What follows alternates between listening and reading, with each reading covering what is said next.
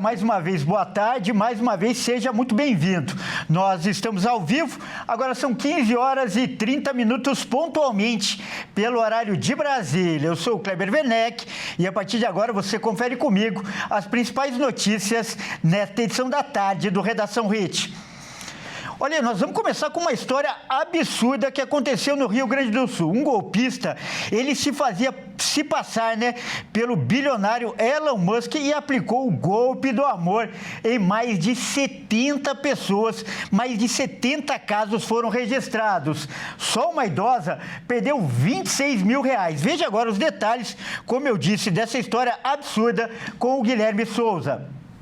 A Polícia Civil Gaúcha já contabiliza cerca de 70 ocorrências envolvendo criminosos que se passam por Elon Musk para seduzir e enganar vítimas.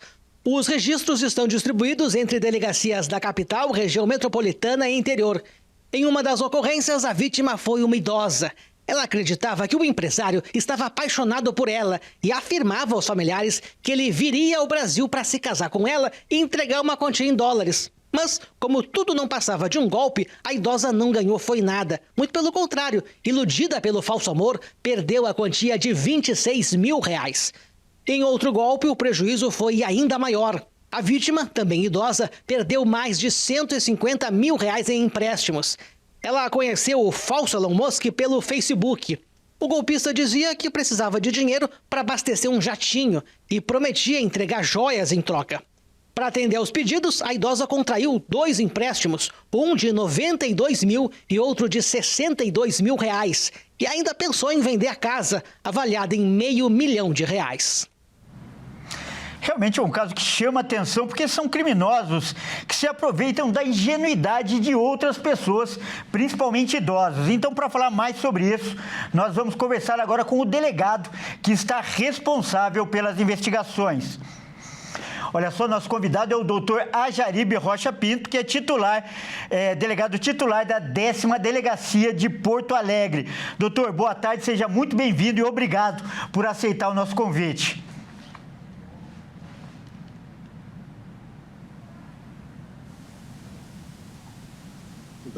A esclarecer, todo esse caso aí do golpe do amor. O senhor usou a palavra certa, esclarecer, né, doutor? Algumas pessoas, que se deparam com essa notícia podem até achar absurda, mas é sempre importante lembrar que esses criminosos se aproveitam, como eu disse, da ingenuidade das vítimas, especialmente idosos, não é, doutor? Sem dúvida, Falsas promessas e prejuízo real, É o que é dito do golpe do amor, que descrevendo resumidamente, são criminosos que criam perfis falsos nas redes sociais, ou aplicativos de namoro. E fingem interesse amoroso, inventam histórias, para pedir dinheiro, de alguma forma ludibriar essas pessoas, que geralmente são idosos, que estão entre as principais vítimas, desse tipo de crime, que também é conhecido pelo o golpe do soldado americano, Golpe do soldado? Então, correto.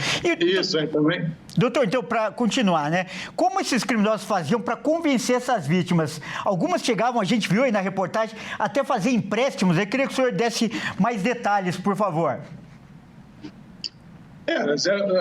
Essas pessoas, na grande maioria, como eu disse, são idosos, ou idosas, que eram ludibriadas e envolvidas emocionalmente, e sentimentalmente, que acabavam caindo na conversa desses criminosos, e acreditando que estariam levando, de repente, alguma vantagem, porque receberiam, sobre a promessa de receber algo em troca, como valores em espécie, em dinheiro, ou joias, ou alguma participação em heranças, alguma coisa assim. Então, eram envolvidas e, para que isso acontecesse, essas pessoas teriam que recolher determinados valores, como taxas alfandegárias e tal, para liberarem esse presente, ou essa caixa, ou esse valor que seria remetido, no caso, ao Brasil, E aí as taxas alfandegárias, como o caso específico que eu tenho aqui instaurado aqui na delegacia, que foi 26 mil, que seria o valor de taxas alfandegárias,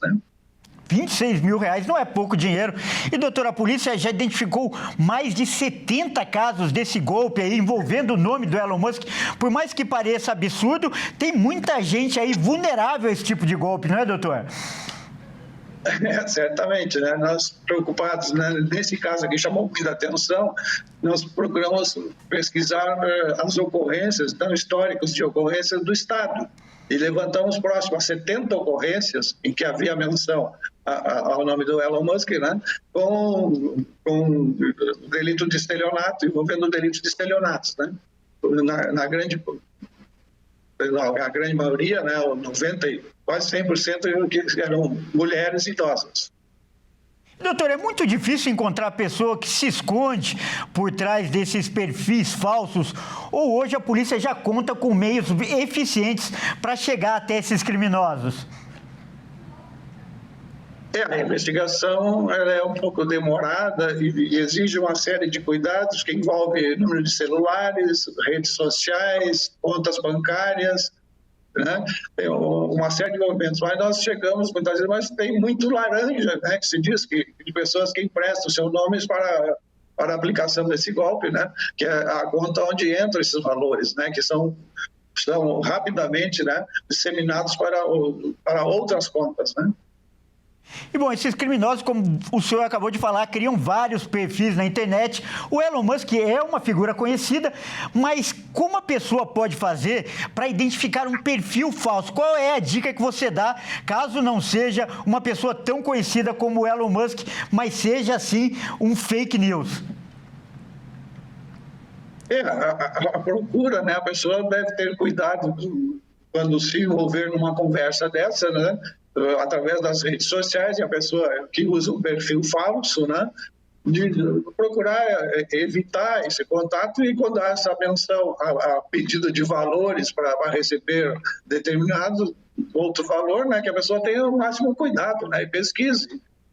Pegue alguém que conheça como navegar, como identificar nas redes sociais, para identificar um perfil falso e para talvez entrar no perfil verdadeiro da pessoa, né? Correto. Doutor, para questionar sobre determinado ato. Correto. Bom, nós acabamos de conversar com o doutor Ajaribe Rocha Pinto, que é delegado titular da 10ª Delegacia de Polícia de Porto Alegre. Doutor, muito obrigado pela sua participação e a gente deseja, né, todo o sucesso no seu trabalho, que investigue e consiga chegar a esses criminosos que têm causado tanto mal às pessoas. Muito obrigado, doutor. Tá certo, muito obrigado pela oportunidade. Grande abraço.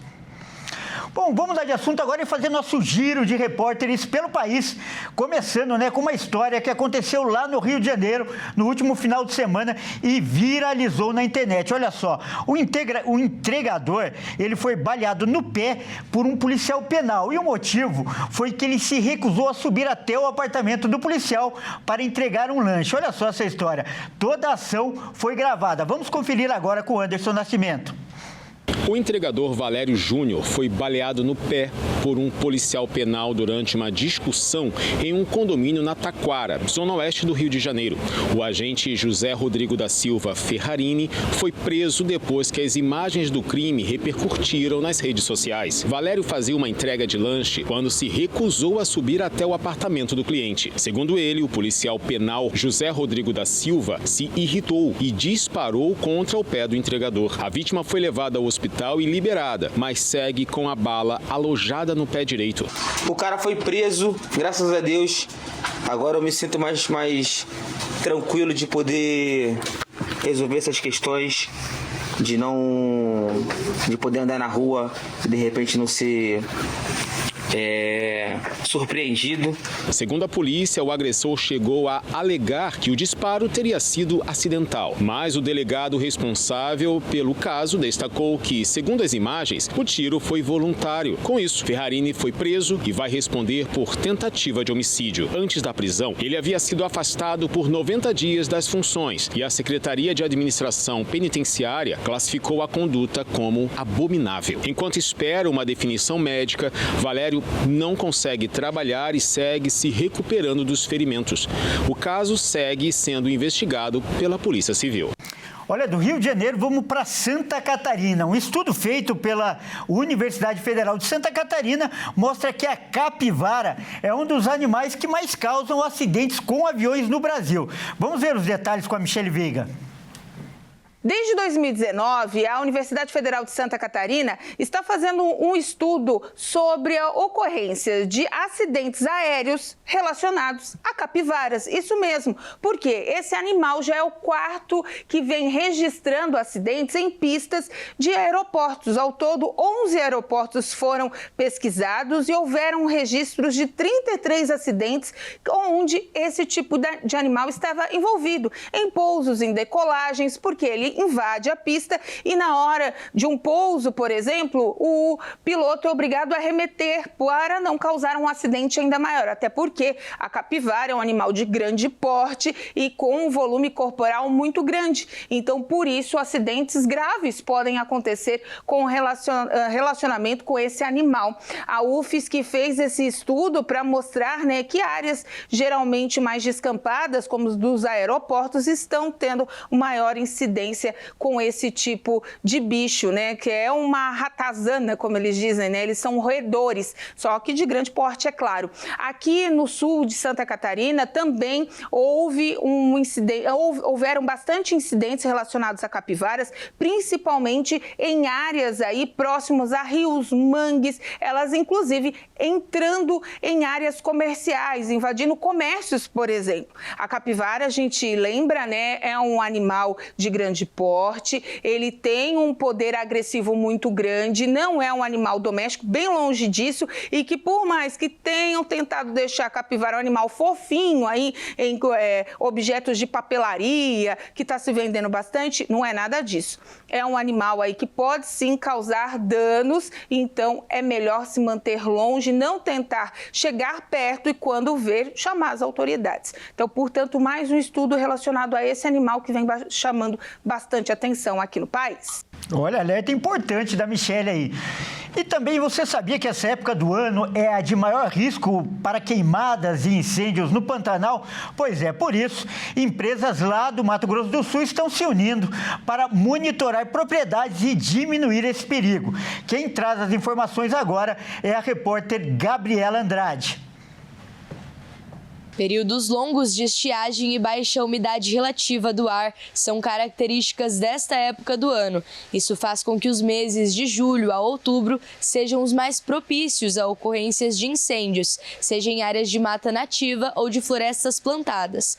As condições deixam o setor produtivo em alerta. De acordo com a Reflore MS, Associação Sul-Mato-Grossense de Produtores e Consumidores de Florestas Plantadas, que representa o setor há 2 décadas, uma estrutura de compartilhamento de informações foi montada para monitoramento contra incêndios. Temperaturas acima de 30 graus, a umidade abaixo de 30%, com ventos acima de 30 km por hora. Quando isso acontece, eu diria, aquele nosso problema perfeito, né? É quando a gente acaba ficando em maior tempo de alerta, onde o risco de incêndio é maior. A gente nunca acha que o ano vai ser melhor, a gente sempre tem que preparar para um ano sempre pior. 2024 foi um ano que a gente teve bastante trabalho com relação aos incêndios e, portanto, esse ano a gente se preparou bem também. Dentro da Reflore são 19 empresas que se cotizam, praticamente todas elas com há um compartilhamento das informações, dos equipamentos, há compartilhamento de aeronaves, compartilhamento de máquinas, compartilhamento de estruturas e uma grande interação entre as brigadas de incêndio. O incêndio é um problema de todo mundo. Então a gente, independe de onde ele está e o que está acontecendo, as empresas, aqueles que estiverem com a estrutura mais próxima vão atender aquela emergência. Entre as tecnologias compartilhadas estão torres de vídeo monitoramento em tempo real que funcionam 24 horas por dia. Para se ter uma ideia do alcance da estrutura, a Suzano praticamente dobrou a rede em pouco mais de um ano para monitorar as plantações de eucalipto, que é a matéria-prima da unidade da empresa em Mato Grosso do Sul, considerada a maior fábrica de celulose do mundo. Cada torre dessa tem uma capacidade de 15 quilômetros de cobertura, onde cada uma tem uma câmera de alta resolução, e isso é um suporte que monitora, né, em cada centro nosso. Nós temos 2 centros aqui no Mato Grosso do Sul, que operam 24 horas por dia durante 7 dias da semana. A gente tem o apoio da inteligência artificial que nos ajuda tanto na capacidade de alocar melhor os recursos de forma preventiva. A gente tem um programa muito forte de relacionamento com os vizinhos e também um programa muito forte com a nossa associação, que é a Reflore, né? A gente trabalha de forma cooperativa com as demais empresas do setor, preservando as florestas de eucalipto, as áreas nativas, onde tem a flora e a fauna, e também as áreas vizinhas. A companhia tem aqui no estado uma brigada composta por mais de 250 profissionais que atendem as áreas de eucalipto da fábrica e também outros casos vizinhos, quando acionada pela associação.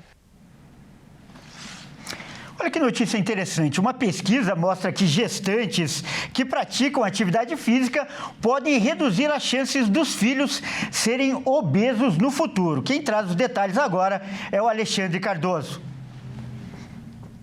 Um estudo da Universidade Estadual do Rio de Janeiro aponta a importância da prática de atividades físicas de mães durante a gestação para filhos mais saudáveis, podendo até evitar as chances de obesidade no futuro. Ainda em fase embrionária, os primeiros resultados da pesquisa indicam que mães com rotina de exercícios físicos ao longo da vida, antes de engravidar e durante a gestação, poderiam desprogramar a herança de obesidade paterna nos filhos. Os testes usando camundongos apontam que os filhotes de mães que praticavam atividade física nasceram com peso mais baixo se comparados com as crias de famílias com pais e mães sedentários. A pesquisa tem como objetivo provar que mães que praticam atividade física podem proteger os filhos de carga genética de sedentarismo levada pelo pai, evitando assim o desenvolvimento de crianças obesas e diabéticas. O sedentarismo entre gestantes é uma realidade frequente, principalmente nas regiões Nordeste e Sul do Brasil, com prevalência de 96% para alguns locais e trimestres da gravidez. No Brasil, estima-se que mais de 50% da população está acima do peso. Entre crianças, esse percentual chegaria a 15%.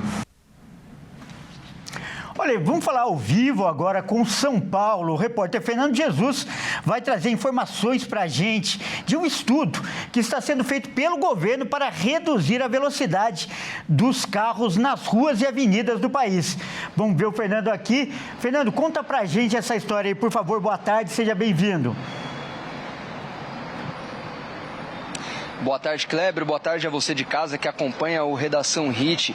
A intenção do Ministério dos Transportes é de encontrar soluções para diminuir a quantidade de acidentes no trânsito. E para isso está sendo estudada a possibilidade de reduzir o limite de velocidade nas ruas, avenidas e também nas principais rodovias do país. A Secretaria de Trânsito de São Paulo diz que sugere que esse limite nas vias urbanas seja de 30 km por hora. Só para a gente ter uma ideia, atualmente nas vias urbanas o limite é de 40 km por hora, como indica aquela placa de sinalização. Já as vias que conectam bairros e regiões da cidade devem operar com limites entre 40 e 50 km por hora, onde atualmente esse limite é de 60 km por hora, garantindo maior segurança aos pedestres e motoristas que passam por essas vias. Só para a gente ter uma ideia, os acidentes a Associação Brasileira de Medicina de Tráfego estima que 1/3 das mortes no trânsito tem o excesso de velocidade como uma das principais causas, o que representa cerca de 12 mil óbitos ao ano. E por isso o principal objetivo dessa medida é reduzir o limite de velocidade para também reduzir a quantidade de acidentes no trânsito. O Senatran também afirma que os estudos mostram pouco impacto no tempo das viagens devido a essa redução redução no limite. Ou seja, o motorista ele não vai chegar muito mais tarde ao seu destino com essa redução no limite de velocidade nas vias. Outra sugestão é fazer um mapa de acidentes e identificar os principais pontos críticos. Assim, as vias que apresentarem mais ocorrências deverão ter a velocidade menor como uma velocidade permitida. O estudo também levou em consideração a capacidade de frenagem dos carros modernos para calcular o limite de velocidade. E nós conversamos aí com alguns motoristas e também motoqueiros que trafegam aí pelas principais ruas e avenidas, e eles deram a sua opinião sobre essa medida, e essa medida ela dividiu opiniões entre os motoristas. Vamos ver. Fica mais seguro mesmo, principalmente para quem tá na moto, né? Esse dia eu caí na 23 ali, eu tava no corredor, o cara entrou sem dar seta, sem nada, meu. Acho que não é só questão de velocidade, é muito motorista sem carteiras, carta comprada. Seguro né, mas se a gente for depender também dos limites que eles querem colocar pra gente, fica difícil até de seguir um itinerário, entendeu? Fica muito difícil pra gente. Agora, se eles pensassem, tinha que colocar assim, um limite de 50, 60, depende da via pública ou via terrestre ou via as artérias, tudo bem, mas do jeito que eles querem fazer, cara, fica difícil pra nós, cara. Diminuir a velocidade das estradas? Isso. Tem que melhorar as condições da estrada. Porque tem umas aí, por exemplo, Fernão Dias da vida, é uma lástima, cara, é buraco uma atrás da outra. Mas você pega Bandeirantes, a Anguera, Imigrantes, tudo é um tapete. E agora essas sugestões elas vão passar pelo Ministério dos Transportes, que vai avaliar essas sugestões e podem ser aplicadas numa próxima edição do Guia de Sugestão de Velocidades. É com você no estúdio, Kleber. Tá certo, Fernando. Muito obrigado aí pelas informações. Vamos mudar de assunto, porque agora é hora da gente falar de esportes aqui no Redação Hit. E quem traz as informações é o Bruno Buenos Aires. Boa tarde, Bruno. Seja bem-vindo. Bruno, a parte de cima da tabela do Brasileirão está mais disputada do que nunca, não é mesmo? Isso mesmo, Kleber. Boa tarde a você e a todos que nos assistem. Com essa rodada do final de semana, a disputa pelo título ficou ainda mais indefinida. Vamos dar uma olhada como estão as chances de cada time. A 22ª rodada do Campeonato Brasileiro chegou ao fim e foi marcada por tropeços de Flamengo e Palmeiras. O rubro-negro empatou com o Grêmio no Maracanã e o alviverde também empatou com o Corinthians na Neoquímica Arena. Esses resultados foram bons para o Cruzeiro, que venceu o São Paulo e conseguiu aumentar suas chances de título de 10,71% para 13,29%. A Raposa assumiu a vice-liderança com 1 ponto à frente do Palmeiras, mas tem 2 jogos a mais. Em relação ao Flamengo, está 3 pontos atrás, com 1 jogo a mais. Em um Brasileirão muito dividido, a equipe mineira precisa seguir secando rubro-negros e alviverdes para aumentar suas chances. Já o tropeço no Maracanã resultou em uma leve queda nas possibilidades de título do Flamengo, de 44,44% para 41,65%. Como atuou em casa e era favorito contra o Grêmio, a variação negativa rubro-negra foi maior que a palmeirense, que empatou fora de casa contra o arquirrival e favorito Corinthians, e viu suas chances de título irem de 37,85% para 37,83%. Os 2 principais candidatos à taça terão condições de mando invertido na 23ª rodada. O Flamengo vai a Caxias do Sul encarar o Juventude e o Palmeiras recebe o Internacional no Allianz Parque. Confira as chances de título dos 6 primeiros colocados do Campeonato Brasileiro. Flamengo 41,65% de chances, Palmeiras 37,83% de chances, Cruzeiro 13,29% de chances, Botafogo 4,89% de chances, Bahia 1,94% de chances e Mirassol com 0,30% de chances. E Bruno, vamos falar agora sobre a janela de transferências. Os clubes precisam correr caso ainda queiram se reforçar, não é, Bruno? Exatamente. O prazo termina amanhã e por mais que alguns clubes já estejam avançados nas negociações, é preciso ter pressa. A janela de transferência está chegando ao fim e, com isso, os clubes correm para se reforçar até essa terça-feira, que é quando acaba o prazo. O São Paulo é um dos times que tem pressa. O tricolor tem negociações avançadas com Marcos Leonardo. porém ainda precisa do aval do Al Hilal, que não vai inscrever o atacante no Campeonato Saudita por ter excedido o limite de estrangeiros no elenco. O desejo do jovem é de atuar no clube paulista e seu contrato seria curto, até o fim deste ano. Outro centroavante brasileiro que está sendo cobiçado é Yuri Alberto do Corinthians. O Timão recebeu uma oferta da Roma de 30 milhões de euros, cerca de 190 milhões de reais pelo artilheiro do time na temporada. Entretanto, a diretoria alvinegra não deseja negociar no momento e recusou a oferta dos italianos pelo atacante revelado no Santos. E por falar em peixe, o alvinegro está em busca de se reforçar e acertou a contratação do atacante Lautaro Dias do Cruzeiro. O argentino já desembarcou em São Paulo e deve ser anunciado em breve oficialmente. Ele chega com contrato de empréstimo por uma temporada e tem opção de compra. Indo para a Europa, o brasileiro Lucas Paquetá tem atraído interesses de clubes ingleses. O Manchester City já tentou a compra do meia, mas por conta do julgamento que Paquetá estava passando na época, o City preferiu desistir. Dessa vez, o Aston Villa fez uma oferta de 347 milhões de reais pelo brasileiro. Porém, o West Ham não aceitou o formato das negociações e Lucas Paquetá deve continuar no seu atual clube. Bruno, vamos falar agora de seleção brasileira, já que nós estamos na data FIFA, né? E hoje os jogadores já se apresentaram lá na Granja Comari. Conta pra gente. Pois é, o Brasil enfrenta o Chile e a Bolívia pelas eliminatórias. E na apresentação, o técnico Carlo Ancelotti e o atacante Estevão falaram um pouco sobre a estrutura e sobre a expectativa para os últimos 2 jogos das eliminatórias da Copa do Mundo. Os atletas convocados por Carlo Ancelotti para defender a seleção brasileira nas eliminatórias da Copa começaram a se apresentar na Granja Comari, no Rio de Janeiro. O treinador italiano inicia nesta segunda os treinos para os jogos contra o Chile e a Bolívia, pelas 2 últimas rodadas da competição, e elogiou o centro de treinamento da seleção. A estrutura é muito boa aqui, tudo muito bem, com uma muito boa organização. Vamos trabalhar bem aqui para preparar o jogo contra Chile, que é muito importante. Temos um ambiente ideal. Podemos trabalhar com tranquilidade. O atacante Estevão, do Chelsea, foi o primeiro jogador a se apresentar. O jovem chegou em Teresópolis no domingo e comentou um pouco sobre a expectativa para os jogos e a convocação dele e de seus companheiros de time, João Pedro e Andrei Santos. Muito feliz, cara. Quando saiu a convocação, nós 3 ficamos muito felizes, né?